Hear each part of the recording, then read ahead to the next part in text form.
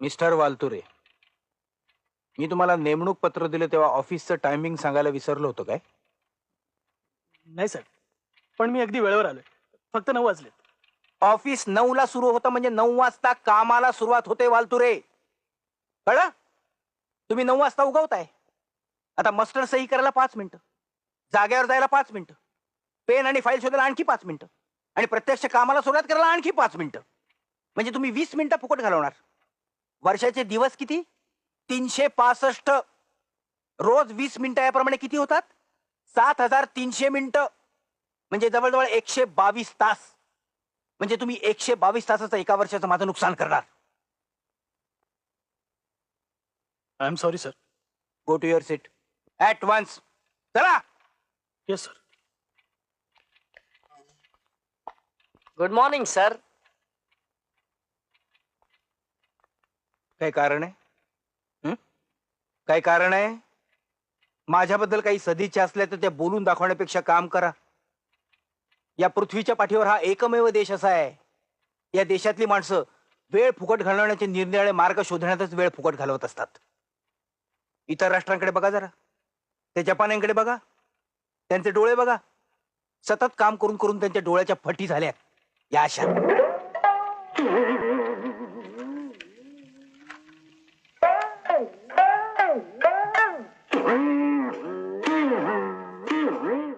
बापरे, 2 मिनिटं 22 सेकंद फुकट गेली. अरे कम्प्लीट गॉन केस आहे. 365 दिवस कुठल्या हिशोबाने केले? आता हा रविवारी काम करतो म्हणून आम्ही करायचं? म्हणे वेळ वाया घालवू नका. आणि हे मला सांगताना स्वतः किती वेळ फुकट घालवला? अरे मी त्याला आज ओळखत नाहीये लिमये. बरं का देशपांडे, शेंद्राचा थर बसून बसून जसा मूळच्या सुबक मूर्तीचा दगडोबा होतो ना, तसं शिस्तीचे थर बसून बसून ह्या चांगल्या कॉन्ट्रॅक्टरचा मठ्ठोबा झालाय. आपल्याला काय, आपणही 2-4 थर चढवायचे आणि नमस्कार करायचा, म्हणजे कोपच नाही.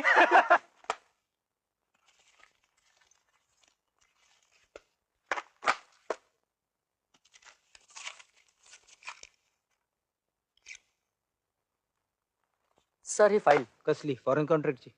आपण सकाळीच द्यायला सांगितली होती. मिस्टर लिमय, तुमच्या कानापासून मेंदूपर्यंत जाताना काही शब्द गाळून जातात काय?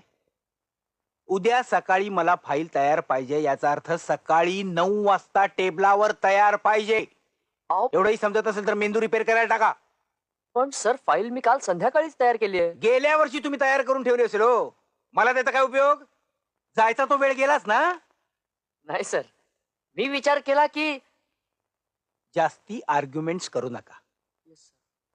हे बघा मिस्टर लिमय, मी तुम्हाला जो पगार देतो तो विचार करण्यासाठी नाही, मी सांगितलेलं काम करण्यासाठी.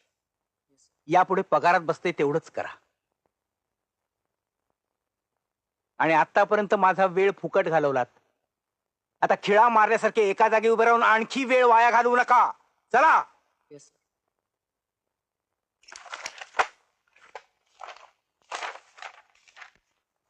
हाय अनिल.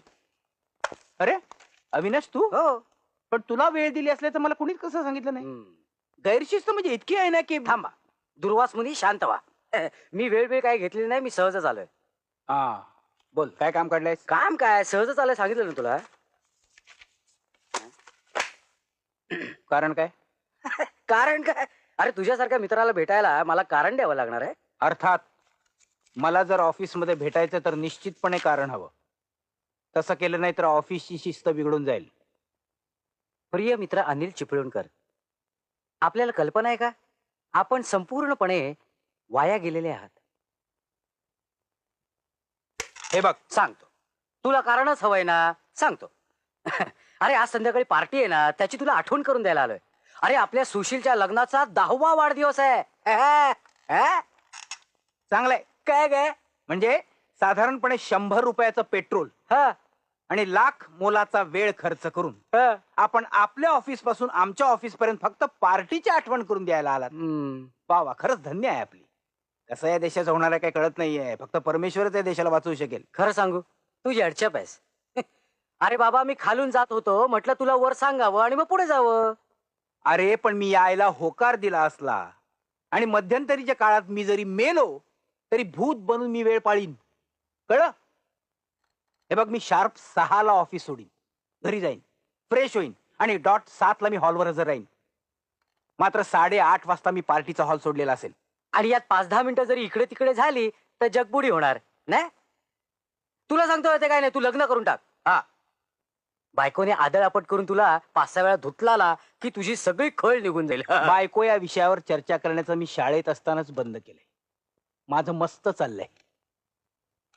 शिवाय बापुराने ते अजिबात आवडणार नाही. त्या क्षणीच बापुराव घर सोडून निघून जातील. छान, आनंद आहे. म्हणजे एका यक्कश्चित नोकरासाठी तू आजन्म ब्रह्मचारी राहणार? ब्रह्मचारी नाही, अविवाहित. हे बघ, मला काम करायचंय आणि माझ्याकडे ते पुष्कळ आहे. पेपर वेट ठेवून जा.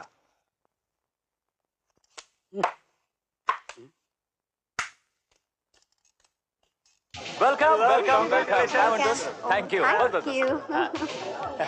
Hello, yes. काय रे, चालू नाही केलं अजून? चालू कर, जोरदार. हा, काय म्हणतो? हा, चालू दे. काय रे, चाललंय ना जोरदार? चालू द्या. काय म्हणतो? हा, मजेत ना? बस ना. Thank you thank you. बस. हे घे. क्षमा घेतेस का जरा? हा, ठेव तिकडे. हॅलो, काय म्हणतो? बसा ना आपण. हाय शमा, हाय. काय रे, अजून निमत्यावरच चाललंय तुझं? बेस तयार करतोय, बेस. शिलांनी अरे बोलवलं. रात बाकी आहे, बात बाकी आहे, बात तो पुरा बाकी आहे. ते जाऊ द्या. अविनाश, अनिल कसे आलेत अजून? मला वाटलं तुमच्या बरोबर येतील. अनिल भाऊजी आणि यांच्या बरोबर. कारण ओली पार्टी म्हटलं ना की सर्वात हे प्रथम येतं. आणि त्यानंतर अनिल भाऊजी. नाही नाही, एक्झॅक्टली काय असतं माहितीये का, मित्राला मदत करण्यासाठी आधीच यावं लागतं. असं आणि काय? दुसरी गोष्ट अशी की अनिल बरोबर 7 वाजता येणार. 7? नाही, 7ला पाव मिनिट बाकी आहे. आता केव्हा या आले साहेब आले. भाऊजी, अगदी वेळेवर आलात तुम्ही. मी केव्हापासून तुमची वाट बघतीये. मी तुमच्यासाठी ना इथे एक झक्कास पैकी पोरगी शोधून ठेवले. गॉड, संगीता, अगं तुला तुझ्या नवऱ्याने काहीच सांगितलेलं नाही काय ग? अगं लग्न करून सुखी व्हायला मी काय सुशील सारखा सुशील नवरा नाहीये. तेव्हा नो वधू संशोधन आणि नो लग्न. एकटा जीव सदाशिव, एकटा जीव सुखी जीव. कळलं? लग्न होईपर्यंत सगळे असेच म्हणतात, एकटा जीव सदाशिव. पण एकटा जीव सदाशिव नाही, एकटा जीव अपूर्ण जीव. हे बघ, या गोष्टी मला सांगून काहीही उपयोग होणार नाही. भाऊजी, हा? भाऊजी, हा? ती पहा मुलगी. काय? मी म्हणत होते ना, तेच ती. पाहिली? आपले सुशील भाऊजी आहेत ना, त्यांच्या आत्ते बहिणीच्या मावस भावाची चुलत सख्खी मेवणी. फारच जवळचं नातं आहे. पण मला इथं पार्टीला बोलवलं ते मेंदूला गिरमीट लावायला नाही. माझ्या आयुष्याच्या आखणीत लग्न नावाचा आयटमच नाहीये. संगीता, का माझ्या तू मागे लागतेस उगाच? अहो भाऊजी, जरा वयाचा तरी विचार करा. हे बघा, उद्या डोक्यावरचे केस पांढरे झाले आणि तुम्ही जर कोणाला म्हणालात की माझं लग्न करून द्या, तर हिंग लावून देखील तुमच्याशी कोणी लग्न करणार नाही. काय हिंगमिरे, कधी आलात?